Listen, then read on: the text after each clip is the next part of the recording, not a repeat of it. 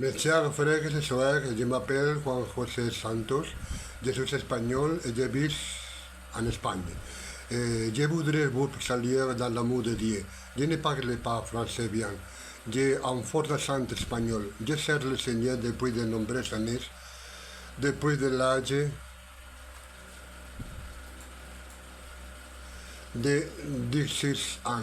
Je me suis converti au Christ en 1972 dans ma ville, Madrid.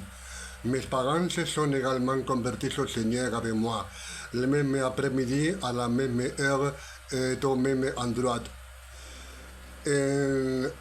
En an seulement, Dieu a accompli de grandes choses dans ma famille. En un an seulement, ma maison est devenue un point de référence pour le mouvement chrétien à Madrid, en 1973. Quelques mois après ma conversion, à l'âge de 15 ans, le Seigneur m'a donné l'opportunité de prêcher l'évangile dans une église pauvre et humble de Madrid.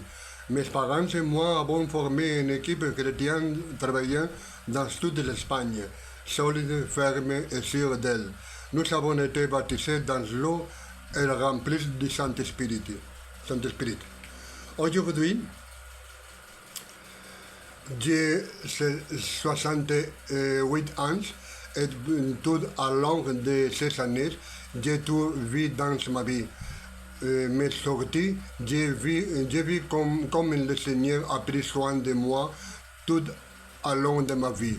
Je ne suis pas un grand leader. Dieu a placé dans moi entre mes mains des familles dans les besoins confrontées à de nombreux problèmes, des personnes très pauvres. Je ne dirige pas une méga église, seulement un très petit groupe de chrétiens fidèles au Seigneur. Tout au long de ma vie, j'ai traversé de nombreuses épreuves personnelles, mais Dieu m'a été fidèle. Je prêche la parole de Dieu depuis de nombreuses années. Je suis écrivain, j'ai publié des livres, animé des émissions de radio chrétiennes, publié dans les journaux, donné des conférences, organisé des formations professionnelles, et je suis une personnalité reconnue dans la ville où je vis actuellement. Je suis directeur de l'association des chrétiens Projectologos. C'est un outil très utile pour entrer dans les foyers brisés, les familles brisées et les personnes en grande difficulté, leur apportant amour, compagnie, foi et la parole de Dieu, ainsi que de la nourriture, des vêtements et des jouets gratuits pour les enfants les plus pauvres. Nombreux sont ceux qui ont connu le Christ grâce à notre travail silencieux. Je n'ai pas de voiture neuve. La mienne a 14 ans. Je ne perçois aucun salaire et toutes les aides financières que nous recevons sont entièrement destinées aux personnes très pauvres. Je souhaite partager avec vous un message d'espoir de la Bible. Nous traversons une période très difficile partout dans le monde. La situation est très complexe. C'est une période d'immense incertitude à tous les niveaux. L'Église chrétienne, les familles chrétiennes, la vie chrétienne sont en crise. Aujourd'hui, Dieu appelle son peuple, son Église, votre vie, votre famille. Suivre le Christ n'est pas facile. Pourtant, c'est nécessaire. L'Église d'aujourd'hui en Occident se refroidit parce que le monde s'y est infiltré dans l'Église. L'Église n'est pas pénétrée le monde pour apporter le message de libération de Christ. C'est le monde qui est entré dans l'Église. Malheureusement, nous constatons que l'Église chrétienne en Europe perd son sens d'adoration de Dieu. Le transforme en une musique plus proche des concerts mondains que de la louange sincère. Jésus a dit que le Père recherche des adorateurs qui l'adorent du fond du cœur. Cependant, chers frères et soir, Dieu nous appelle à nouveau. Dieu nous appelle à nouveau. Il y a un avertissement dans la parole de Dieu. Le Seigneur nous dit dans la Bible, Jérémie 2:13, car mon peuple a commis un double péché, double.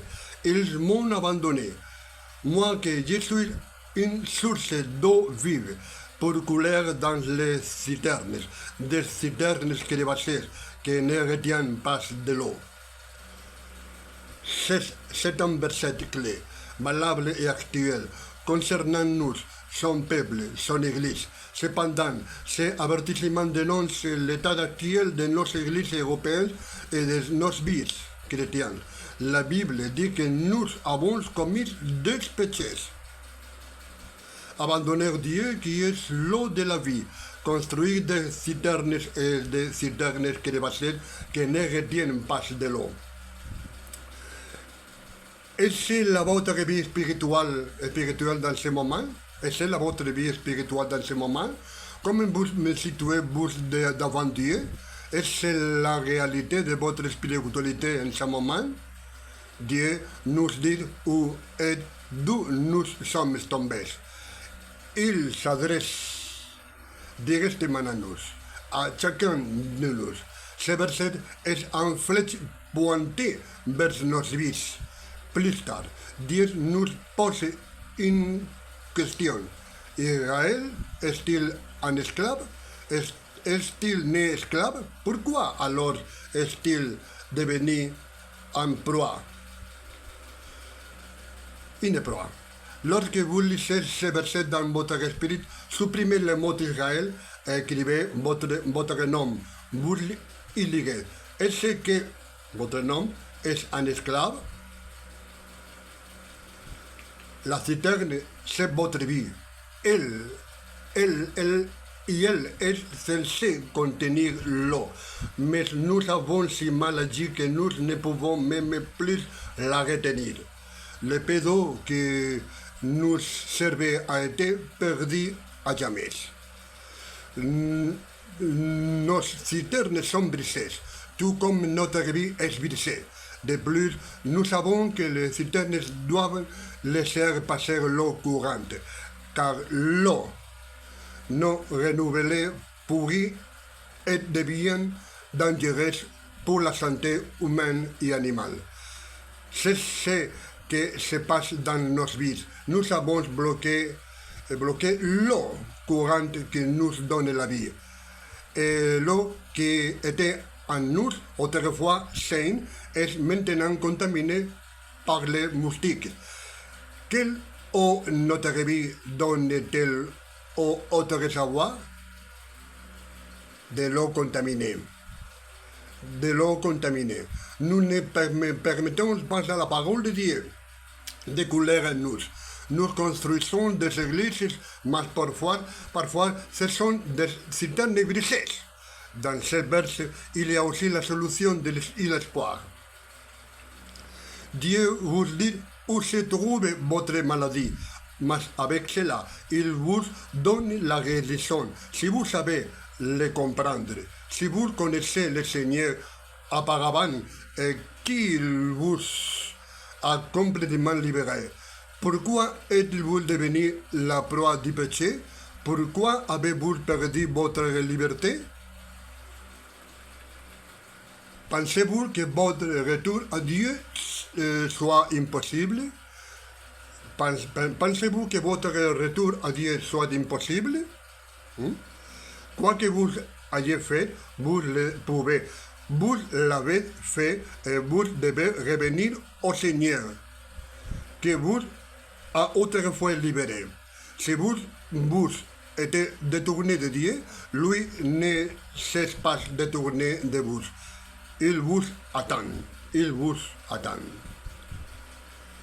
Vous savez quoi? Lorsque nous évangélisons les non-chrétiens, nous utilisons toujours le verset d'Apocalypse 3:20. Voici, je me tiens à la porte et je frappe. Si quelqu'un entend ma voix et ouvre la porte, j'entrerai lui chez lui. Je souperai avec lui et lui avec moi. Mais ce verset ne s'adresse pas aux non-chrétiens, mais aux chrétiens insensibles, ceux qui s'y sont laissés emporter par le monde. L'Odyssée était une église qui a débuté fort en Christ, mais qui s'est complètement détournée de l'eau de la vie. Cette amitié aide à chasser le Seigneur. Voilà que ce sont de nombreuses églises chrétiennes aujourd'hui, sans Christ et remplies du monde intérieur. Nous pensons toujours que cette église, l'Odyssée, est l'église voisine, celle d'à côté, pas la nôtre. Nous croyons que parce que nous sommes pentecostistes ou baptistes, nous ne sommes pas l'Odyssée. Nous croyons toujours que c'est l'autre, la catholique, l'orthodoxe, celle-ci, celle-là, etc., etc., etc. Nous refusons d'admettre que nous sommes aussi l'Odyssée. Aussi pentecostistes, baptistes, méthodistes ou réformés soyons-nous. Nous refusons d'admettre que nous sommes aussi aveugles que l'Odyssée. Mais l'avertissement de Dieu est très clair. Il s'adresse directement à nous. Dans ce verset, Christ n'est pas dans l'église, mais en dehors, et pourtant il frappe à sa porte. Et tel point qu'il dit, voici, Dieu me tient à la porte, si quelqu'un entend ma voix. Pourquoi dit cela? Il savait que tous les membres de l'Odyssée n'entendront pas sa voix, seulement quelques-uns. Nous pouvons aller au culte chaque dimanche, lever les mains, chanter et tout cela, même être baptisé et contribuer financièrement au ministère. Mais cela qui ne garantit en rien l'authenticité et la réalité de notre engagement envers Christ. Le Seigneur vous parle très clairement. Je sais seulement que je suis un fils de Dieu avec une expérience chrétienne. Je sais de quoi je parle. Aujourd'hui, le Seigneur vous parle clairement. Revenez à Christ. Il vous a donné la liberté. Revenez au Seigneur. Et si vous êtes un chrétien véritablement converti, vous saurez que ce message vous invite à vous consacrer au Seigneur de tout votre cœur. Retournez à la source qui est Dieu.